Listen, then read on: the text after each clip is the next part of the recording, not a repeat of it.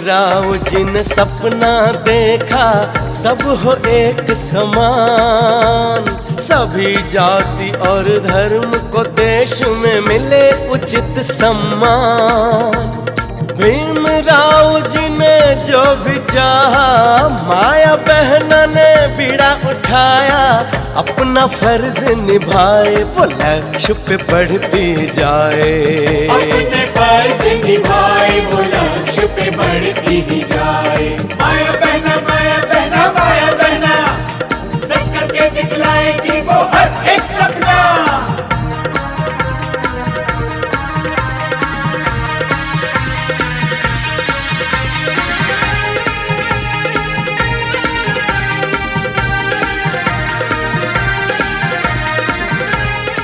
जय भीम। मैं समझ सकता हूं कि बहुत गर्मी है और आप बहुत देर से इंतजार कर रहे हैं, परंतु ये बहुजन समाज का मूवमेंट है और कई सदियों से चल रहा है। तो एक बारी और दिल्ली की गद्दी तक आपके जय भीम की आवाज पहुंच जाए। मेरे युवा साथी के साथ साथ सब आज एक बार तेजी से जय भीम करें ताकि दिल्ली की गद्दी हिल जाए। तो साथियों, जय भीम।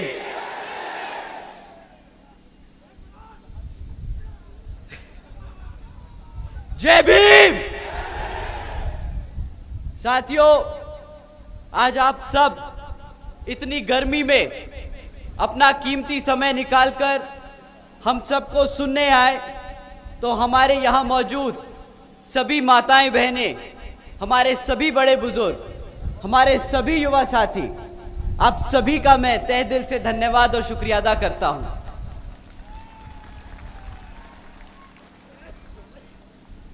आज मंच पर मौजूद सभी पदाधिकारी, सभी नेतागण, आप सब ने जो इतनी मेहनत करके आज की सभा को सफल बनाने में काम किया, आप सभी को भी मैं तहे दिल से धन्यवाद करता हूं।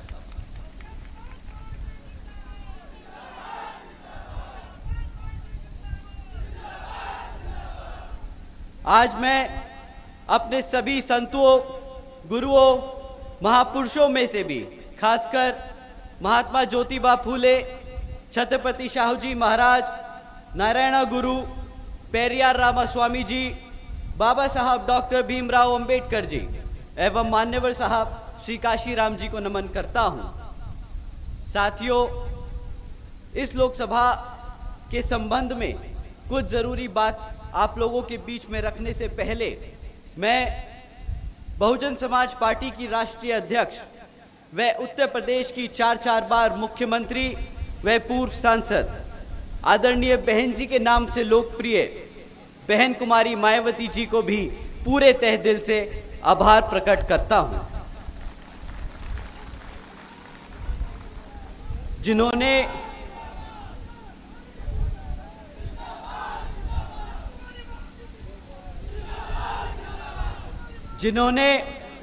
अपनी पूरी जिंदगी बामसेफ, DS4 और BSP के जन्मदाता एवं संस्थापक मान्यवर साहब श्री काशीराम जी के बताए हुए रास्ते पर चलकर परम पूज्य बाबा साहब डॉक्टर भीमराव अंबेडकर जी के मानवतावादी एवं आत्मसम्मान व स्वाभिमान के मूवमेंट के कारवा को अपने आजीवन त्याग, तपस्या व कड़े संघर्ष के जरिए नई राजनीतिक ऊर्जा व शक्ति और पहचान दी है तथा उत्तर प्रदेश जैसे विशाल व महत्वपूर्ण राज्य में 4 बार अपनी पार्टी BSP के नेतृत्व में सरकार बनाकर खासकर बहुजन समाज के लिए ऐसी मिसाल बन गई हैं जिससे प्रेरणा लेकर करोड़ों लोग यहाँ सामाजिक परिवर्तन व आर्थिक तरक्की की मिशनरी कार्य में जुड़े हुए हैं।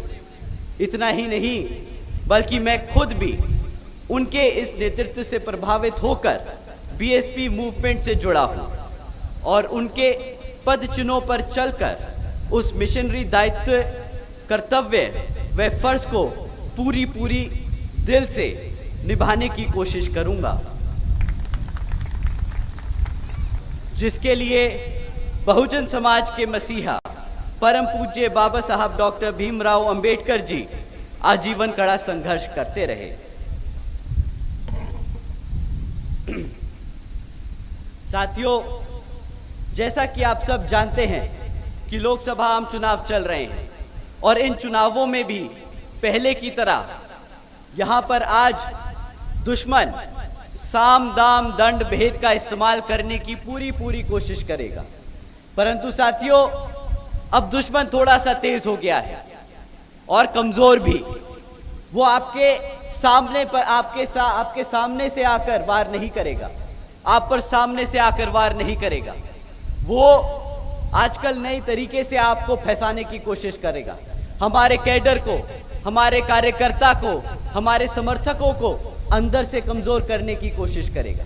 साथियों, दुश्मन ने एक नया जरिया निकाला है। वो बहरूपिये का रूप ले लेता है।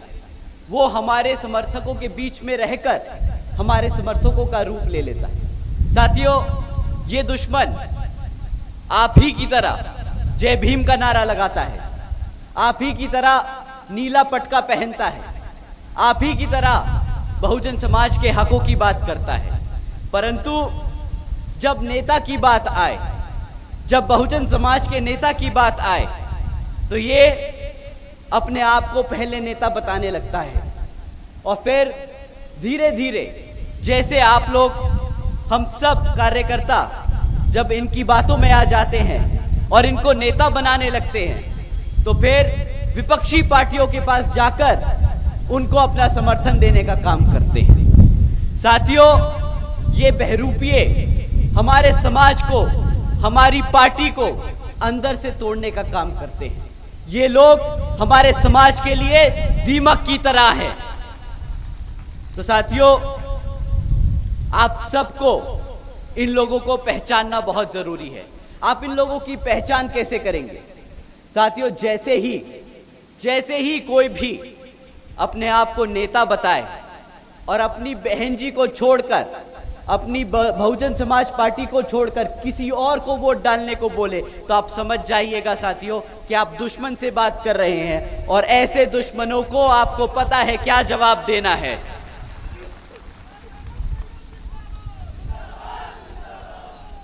साथियों, इसी क्रम में आजकल पिछले कुछ समय से ये बहरूपिये हमारे समाज, हमारी पार्टी को अंदर से कमजोर करने के लिए एक नया तरीका लेके आए हैं। ये लोग आजकल बोलते हैं कि बहुजन समाज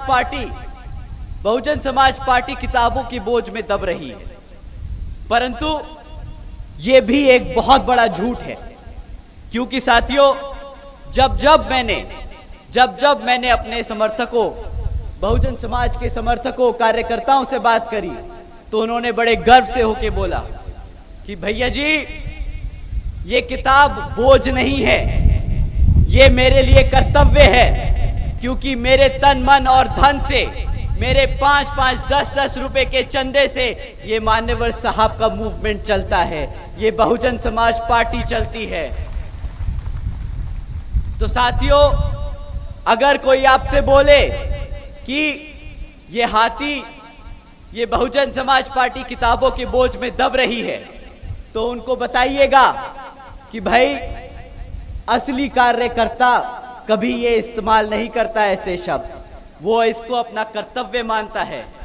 उसी पार्टी की वजह से, इसी मूवमेंट की वजह से आज हमारा समाज सर उठाकर पूरे देश में घूम रहा है।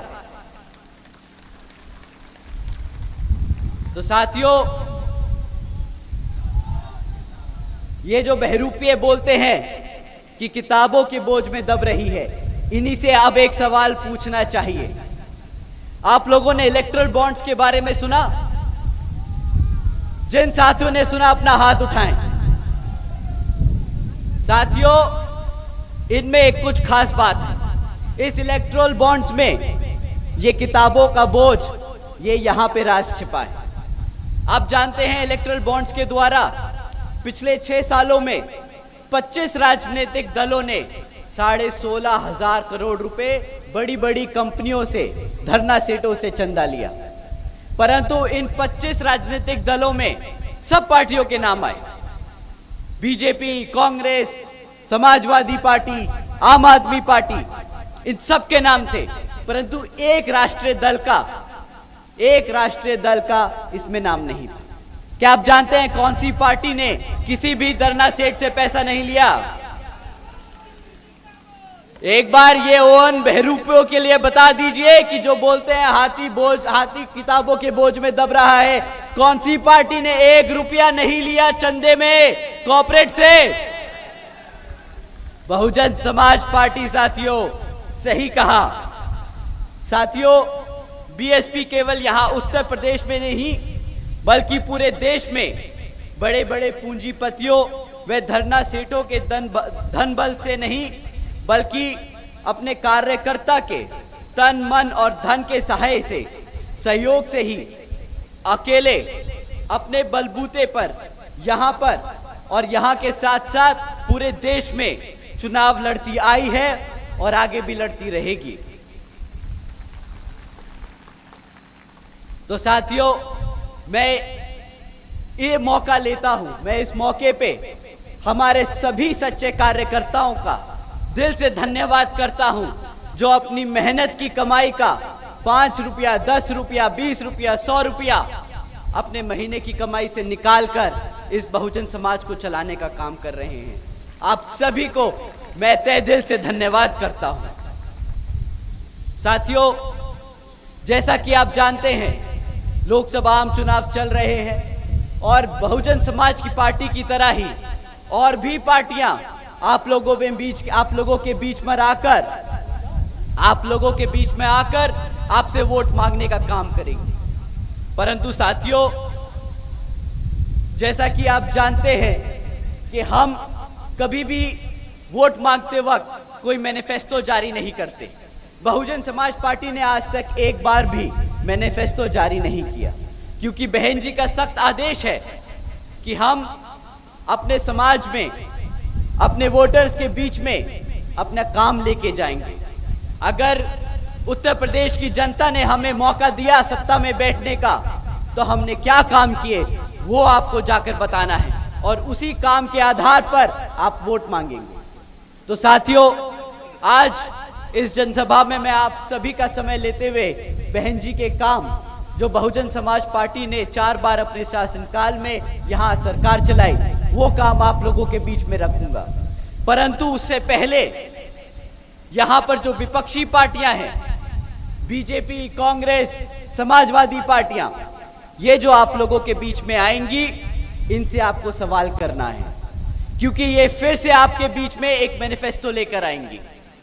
अगले 5 साल, 10 साल के वादे लेकर आएगी और आपको अब अगले 5 साल और 10 साल के वादे नहीं सुनने, अब आपको इनसे पिछले 5 से 10 साल का रिकॉर्ड मांगना है कि पिछले 10 साल में तुम्हें अगर भारत की सत्ता में बिठा कर रखा इस भारत की जनता ने, तो तुमने हमारे समाज के लिए क्या काम किया।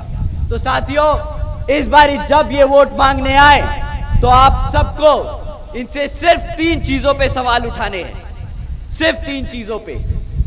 इलेक्शन कमीशन हमें मना करता है कि आप जाति धर्म के आधार पर वोट नहीं मांगेंगे, तो मैं आप लोगों से 3 मुद्दों के बारे में बात करूंगा, क्योंकि इलेक्शन कमीशन शायद बहुजन समाज पार्टी पे तो रूल अप्लाई करता है, पर हमारी भारतीय जनता पार्टी पर रूल अप्लाई नहीं करता। वो खुलेआम मंच से जातिवादी, वो खुलेआम मंच से धर्म के आधार पर वोट मांग सकते हैं, पर हम नहीं। तो हम उनसे 3 मुद्दों पे सवाल करेंगे। शिक्षा के बारे में सवाल करेंगे, हमारी सुरक्षा के बारे में सवाल करेंगे और हमारे युवा साथियों के रोजगार के बारे में सवाल करेंगे। साथियों, शिक्षा से शुरू करते हैं।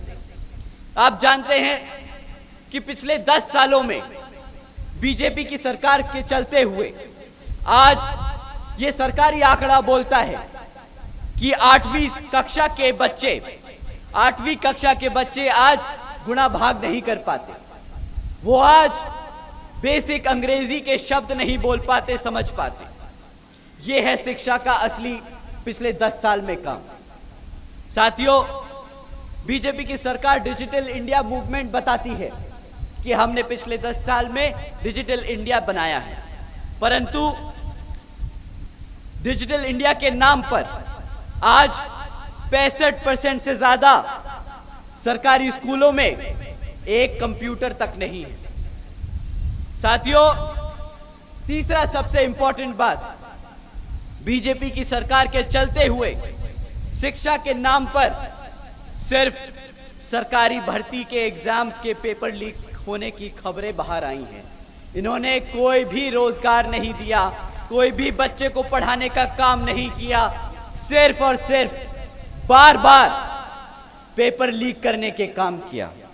साथियों, अब बात करते हैं रोजगार की। यहां पर कितने साथी युवा बैठे हैं आज जिनकी उम्र 30 साल से कम है? हाथ उठा के बताइए। आज आधा पंडाल खड़ा, आधे पंडाल में हाथ खड़े हैं। साथियों, बीजेपी की सरकार के चलते हुए आज पूरे देश में 30% युवा बेरोजगार है, यानी 3 में से 1 युवा आज बेरोजगार घूम रहा है। साथियों, रोजगार नहीं दे पा रहे, परंतु इनकी नीयत है कि ये आपको रोजगार देना नहीं चाहते हैं। ये नहीं कि रोजगार के मौके नहीं हैं, ये चाहते ही नहीं कि आप कभी रोजगार में आए, क्योंकि आज भी 30 लाख से ज्यादा बैकलॉग की नौकरियां खाली पड़ी हैं और ये सेंटर की नौकरियां हैं। साथियों, 30 लाख से ज्यादा सेंटर की नौकरियां खाली पड़ी हैं। अगर हम बीजेपी की सरकार जिन जिन राज्यों में चल रही है वहां की बैकलॉग की नौकरियों का हिसाब लगाएं तो ये 50 लाख से ज्यादा हैं। साथियों, 50 लाख से ज्यादा नौकरियां जो ये भाजपा की सरकार आपको देने से मना करती है, इनकार करती है, आपको अपने पैरों पर ना खड़े होने का जरिया ढूंढती है। साथियों, आज इस तरह की खबरें बहुत आम हैं कि बैकलॉग की नौकरियां नहीं भरी गई, परंतु जानते हैं साथियों, अगर कहीं गलती से नौकरी निकल जाए तो उन 60-65 नौकरियों के लिए कितने लोग अप्लाई कर रहे हैं? साथियों, मैं आपको एक हेडलाइन पढ़ के सुनाता हूं। 17 लाख से ज्यादा युवाओं ने मात्र 3500 नौकरियों के लिए अप्लाई किया। मात्र 3500 नौकरियों के लिए 17 लाख से ज्यादा युवाओं ने अप्लाई किया।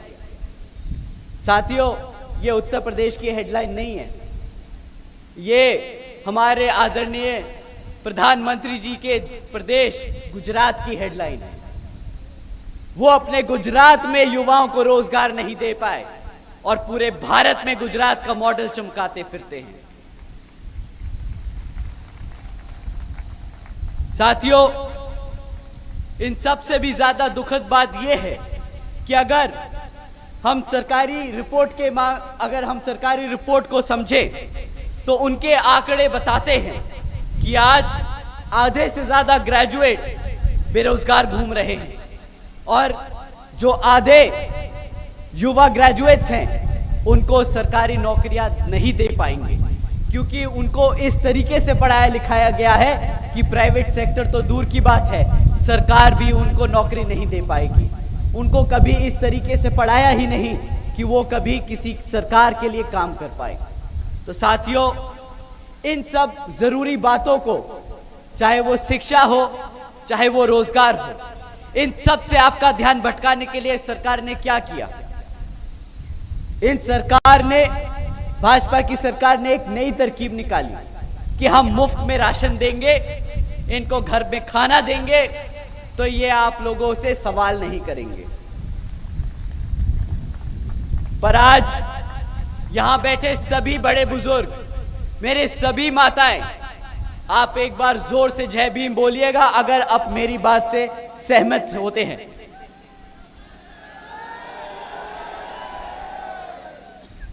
सवाल तो कर लूं मेरे भाई। अगर मेरे बड़े बुजुर्ग, मेरी माताएं इस बात से सहमत हैं कि इस सरकार ने हमारे युवा साथियों को, हमारे बच्चों को अगर पढ़ने लिखने से दूर रखा है, अगर रोजगार से दूर रखा है, तो उसने आने वाले समाज में, हमारे समाज को, आने वाली पीढ़ी को खत्म करने का काम किया है। अगर आप इस बात से सहमत हैं तो एक बार जरूर से जय भीम बोलिए। साथियों, जो सरकार आपके भविष्य को खत्म करने का काम कर रही है, उससे बड़ा देशद्रोही कोई हो सकता है कि नहीं, बताइए। साथियों, इन देशद्रोहियों ने पता है क्या किया? इन्होंने बोला कि अगर ये लोग हमसे सवाल करेंगे रोजगार पे, शिक्षा पे, तो हमारी सत्ता खतरे में आ जाएगी, तो इनको हम फ्री में राशन देंगे। और ये बड़े चौड़ के बोलते हैं, मंच से बड़े चौड़ के बोलते हैं कि हमने 80 करोड़ भारत की जनता को मुफ्त में राशन देने का काम किया है। इन मूर्खों से कोई पूछे कि अगर 140 करोड़ की भारत की जनता में से अगर तुमने 80 करोड़ जनता को भिखारी बना दिया, तो कहां से तुम $5 ट्रिलियन की इकोनॉमी बनाने की बात करते हो?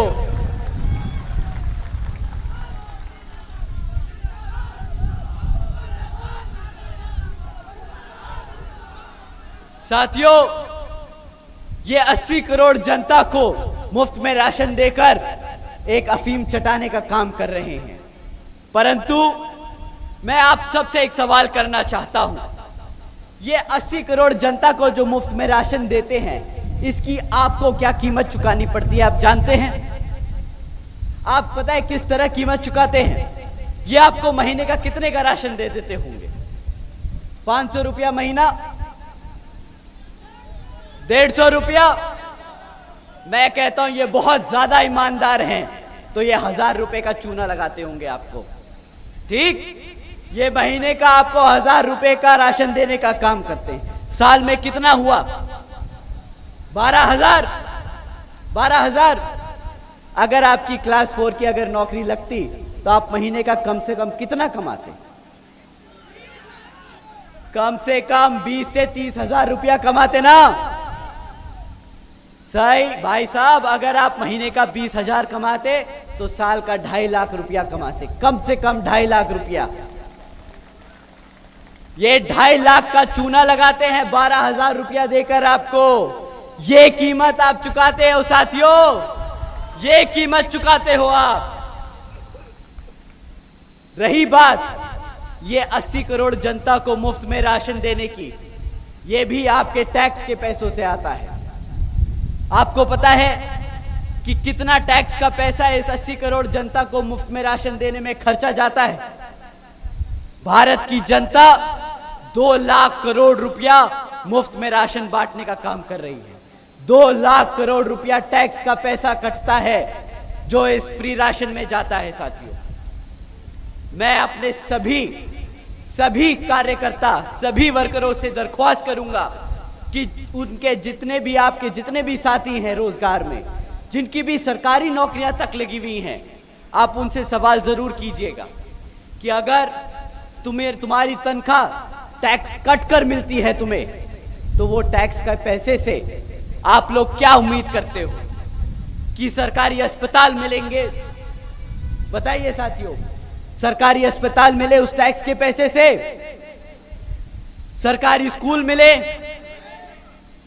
जब वो टैक्स के पैसे से ना सरकारी स्कूल मिल सका, ना अस्पताल मिल सका, ना सड़कें मिल सकी, ना बिजली मिल सकी, ना साफ पानी मिल सका, ना सुरक्षा मिल सकी, तो वो टैक्स का पैसा सिर्फ राशन बांटने में उड़ा दिया क्या आपने? साथियों, आपको इनसे सवाल करना होगा इस बारी कि बहुत बेवकूफ बना लिया तुमने, बहुत चूना लगा लिया। ये गुजरात का मॉडल ये गुजराती लोग ही रखे अपने पास, अपने यूपी में नहीं चलता ये गुजरात का मॉडल। साथियों, जब ये 2014 में आपसे वोट मांगने आए थे तो इन्होंने क्या बोला था कि हम महंगाई कम करेंगे। महंगाई कम करने के नाम पे आज इन्होंने क्या काम करके दिखाया है, ये भी आप सवाल कीजिएगा इनसे। साथियों, आप आजकल पेट्रोल का क्या दाम चुका रहे हैं बताइए? 100 रुपया। आज से 10 साल पहले क्या पेट्रोल का दाम था बताइए? 55, 60 रुपया। 45 रुपया। तो 10 साल में क्या मैंने इनको, आपने क्या इनको सत्ता में इसलिए बिठाया था कि पेट्रोल का दाम 100 रुपये भाग जाए? ऐसे ही कम करी इन्होंने महंगाई आपकी। गैस के सिलेंडर का दाम क्या था साथियों? 400 रुपया। आज क्या चुका रहे हो गैस के सिलेंडर के लिए? 1100 रुपया। अब यही इनसे बोलिएगा कि भाई अगर इतनी ही महंगाई कम करनी थी तो भाई तुम गुजरात ही बैठो, हमारी बहन जी यहां पर महंगाई कम करने के लिए खुद काम कर सकती हैं। साथियों, ये झूठ बोलने के अलावा बहुत अच्छी एक्टिंग भी करते हैं। आपको ध्यान है 2014 में जब ये महंगाई के लिए ढिंडोरा पीट रहे थे तो किस तरह इन्होंने नाटक किया था? ये गैस का सिलेंडर लेके सड़क पर उतर गए थे और बोल रहे थे कि भाई हमारी गरीब जनता गैस का पैसा नहीं दे सकती। आज जब इनसे सवाल करते हैं कि भाई गैस, अब जब गैस का सिलेंडर 1100 रुपया भाग चुका है तो आपके पास क्या जवाब है? तो ये बोलते हैं कि हम सब्सिडी देंगे। जब भी कोई इलेक्शन आने वाला होता है तो ये सब्सिडी देते हैं, परंतु सब्सिडी के नाम पे भी कितना सब्सिडी देते हैं? 5 रुपया 10 रुपया गैस सिलेंडर पे दे देते हैं। इनसे अगली बार बोलिएगा भाई साहब ये 5-10 रुपया मेरी जेब से तुम रखो और ये गद्दी खाली करो। नहीं चाहिए ऐसी सब्सिडी, नहीं चाहिए ऐसी सरकार।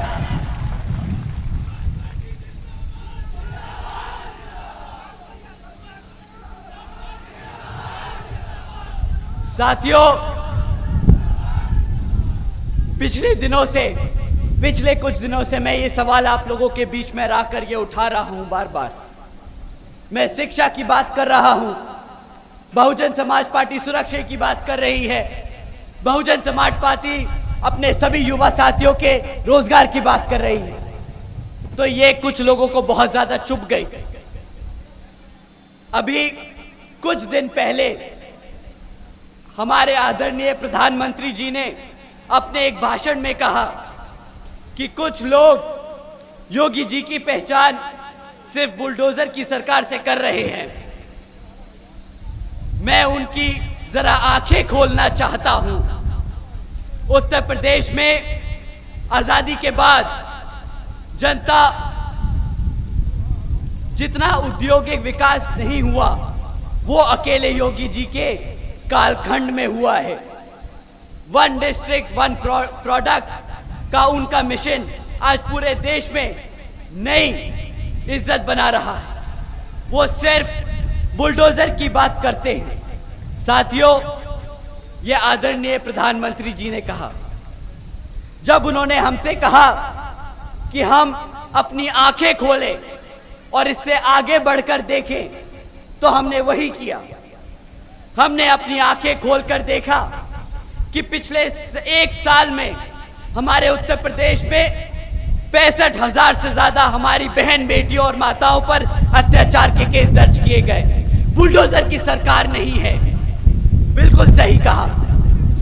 जब हमने अपनी आंखें खोली और देखा कि सिर्फ पिछले 1 साल में 400 से ज्यादा किसान भाइयों ने अपनी जान ले ली, खुदकुशी करी है इनकी गलत नीतियों की वजह से, तो हां, हमने आंखें खोलकर देखा।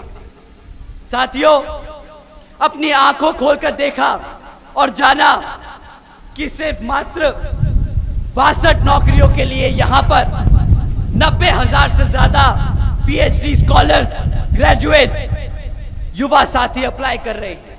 बिल्कुल सही कहा प्रधानमंत्री जी ने, बुलडोजर की सरकार नहीं है ये वो सरकार है जो अपनी बहन बेटियों को सुरक्षा नहीं दे पा रही, अपने युवाओं को रोजगार नहीं दे पा रही, अपने किसानों को बचा नहीं पा रही। आज यहां 40% 5 साल से कम की उम्र के बच्चों को कुपोषण का शिकार बनाया जा रहा है। यूपी में बच्चों के खिलाफ यौन शोषण के मामले नंबर 1 है देश में। यूपी में हमारी बहन बेटियों के खिलाफ होने वाले अपराध देश में नंबर 1 है। यूपी में हत्या के मामले में भी पूरे देश में नंबर 1 बन चुका है। आदरणीय प्रधानमंत्री जी, आप जिस प्रदेश से सांसद हैं, वो प्रदेश आज भारत का किडनैपिंग कैपिटल बन चुका है। तो ठीक है, हम नहीं बोलेंगे बुलडोजर की सरकार। आप लोगों की सरकार गद्दारों की सरकार है। जो सरकार अपने बच्चों को भूखा रखे, जो सरकार अपनी बहन बेटियों पर अत्याचार होने दे, जो सरकार अपने युवाओं को बेरोजगार रखे, जो सरकार अपनी आवाम को फ्री राशन के नाम पर गुलाम बनाकर रखे, वो सरकार गद्दार है, नहीं है बुलडोजर की सरकार। साथियों, ये लोग राम मंदिर का मुद्दा बनाते हैं, हिंदू और मुसलमानों के खिलाफ भड़काऊ भाषण देते हैं। साथियों, अगर हम मुस्लिम और हिंदुओं के बारे में सवाल जवाब करेंगे तो इलेक्शन कमीशन हमें बंद कर देगा, परंतु जब ये मन से हिंदू मुसलमान के लिए भड़काऊ भाषण देते हैं तो इलेक्शन कमीशन जैसे आंखों पे पट्टी बांध कर खड़ा हो। कोई बात नहीं, वोट पड़ने दीजिए, ये बहुजन समाज तुम्हारी औकात दिखा देगा इस पर ही।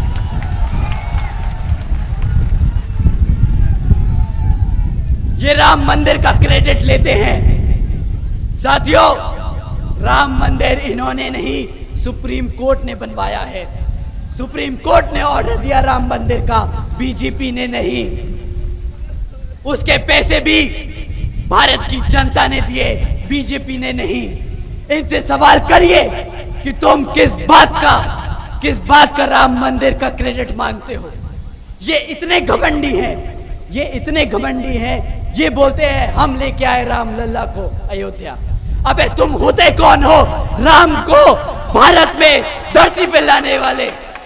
वो भगवान है, भगवान। तुम इंसान हो, अपनी औकात मत भूलना। साथियों, रही बात इनके गंदे घटिया तरीकों से इलेक्शन लड़ने की, पर मुद्दा आपका रोजगार का है। साथियों, इन्होंने वादा किया था सालाना 2 करोड़ नौकरी देने का, ना मिली युवाओं को 2 करोड़ नौकरियां। उसके बदले क्या दिया? अग्निवीर की योजना, 4 साल का रोजगार, फिर बेरोजगार घूमना, ये दिया उन्होंने। साथियों, इन्होंने आपसे आपकी शिक्षा छीनी, इन्होंने आपसे आपका रोजगार छीना। आप जानते हैं ये जातिवादी लोग सोचते क्या है? इन्होंने आपसे आपका रिजर्वेशन छीनने की कोशिश की है। जब आप पढ़ोगे नहीं तो आपको नौकरियां नहीं मिलेंगी, आपको नौकरी नहीं मिलेगी तो आपको रिजर्वेशन की सुविधा नहीं मिलेगी। साथियों, इन्होंने बहुत सोची समझी चाल चली है। साथियों,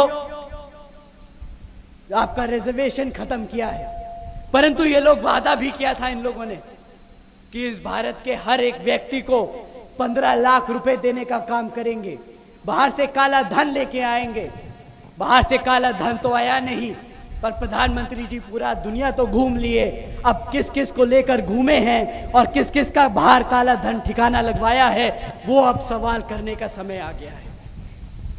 साथियों, भाजपा की सरकार अपने आप को बहुत समझदार बोलती है कि हम $5 ट्रिलियन की इकोनॉमी बना सकते हैं। ये अपने आप को इतना समझदार समझती है कि इन्हें लगता है पूरी जनता बेवकूफ और गधी है। आज ये जनता इनसे सवाल कर रही है कि जब 2014 में आपने भारत की सरकार में सत्ता आसीन करी थी, तब इस भारत की जनता पर 58,60,000 करोड़ का कर्जा था। पिछले 10 साल में यह कर्जा बढ़कर साथियों 152 लाख करोड़ हो चुका है। क्या इसीलिए भारत की जनता ने इनको सत्ता में बिठाने का काम किया था कि हमारे सर पर 152 लाख करोड़ का कर्जा खड़ा करते हैं ये लोग? बताइए साथियों, आप जानते हैं साथियों, आज हम हर साल सिर्फ 10 लाख करोड़ रुपए उस कर्जे का ब्याज चुकाने में खर्च देते हैं। ये आपका टैक्स का पैसा है, ये आपका टैक्स का पैसा है जो ये सरकार ब्याज उतारने में लगा रही है। साथियों, अगर ये लोग इसी को गुजरात मॉडल कहते हैं तो नहीं चाहिए गुजरात मॉडल। आप एक बार बता दीजिए, क्या ऐसा गुजरात मॉडल आप लोगों को चाहिए क्या?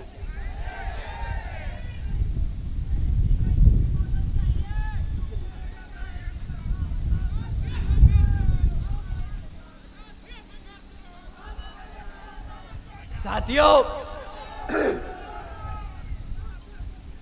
अगर ये गुजरात मॉडल आपको नहीं चाहिए तो हमें भी ये गुजरात मॉडल नहीं चाहिए। हम इनको बोलते हैं, अरे नहीं चाहिए आपका गुजरात मॉडल। साल का 12,000 रुपये का राशन देकर 2.5 लाख का चूना लगाते हो। 2 करोड़ नौकरियों के नाम पर हमें पकोड़े तलने को रोजगार बोलते हो। महंगाई के नाम पर सब्सिडी देते हो। भाई साहब, नहीं चाहिए गुजरात मॉडल। वापस जाओ गुजरात, छोड़ दो भारत की गद्दी। साथियों, मैंने आपका बहुत सारा समय इनकी विफलताओं पे लगा दिया, पर और नहीं। आपके बीच में और भी लोग आपके बीच में वोट मांगने आएंगे। इसमें से एक लाल टोपी वाले भी हैं। लाल टोपी वाले हैं, आप जानते हैं उनको? जानते तो जरूर होंगे। 2012 में वो लाल टोपी पहनकर अपनी साइकिल पर बैठकर आप लोगों के बीच में आए थे। आप लोग भी मान गए।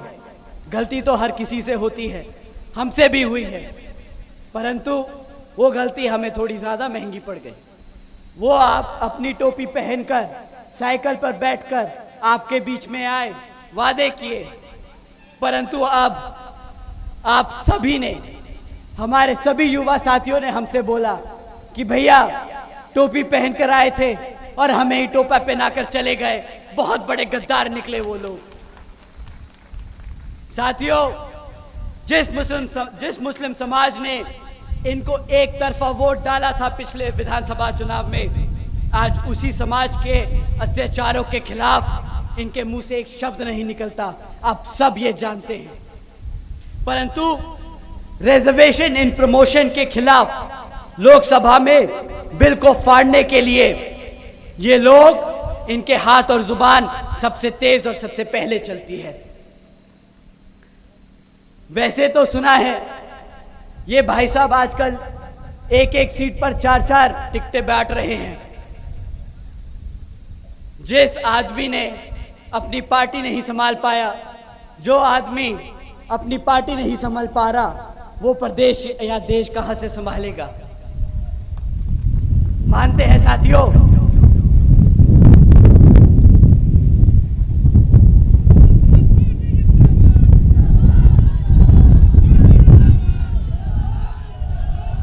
ये आपकी जीत की हवा है साथियों, ये आपकी जीत की हवा है। साथियों, ये वो समाजवादी पार्टी है, जब बहन जी अपना प्रत्याशी उतारती है तो ये अपना प्रत्याशी बदल देते हैं। वोट काटने का काम कौन कर रहा है, ये किसी से छिपा नहीं। इन लोगों का काम है बहुजन समाज को नुकसान पहुंचाना। ये गद्दार है, गद्दार। ये गद्दार खाली बहुजन समाज नहीं, ये अपने खुद कौम के गद्दार हैं साथियों। ये सब समाज के गद्दार हैं। सही कहा आपने साथियों। ये तो समाजवादी पार्टी का हाल है। कांग्रेस कुछ कम नहीं। भले ही उसका वोट परसेंट सिर्फ 2% बचा हो इस प्रदेश में, बट देश में तो ऐसे बोलते हैं जैसे कि उनके बिना ये देश चल नहीं सकता।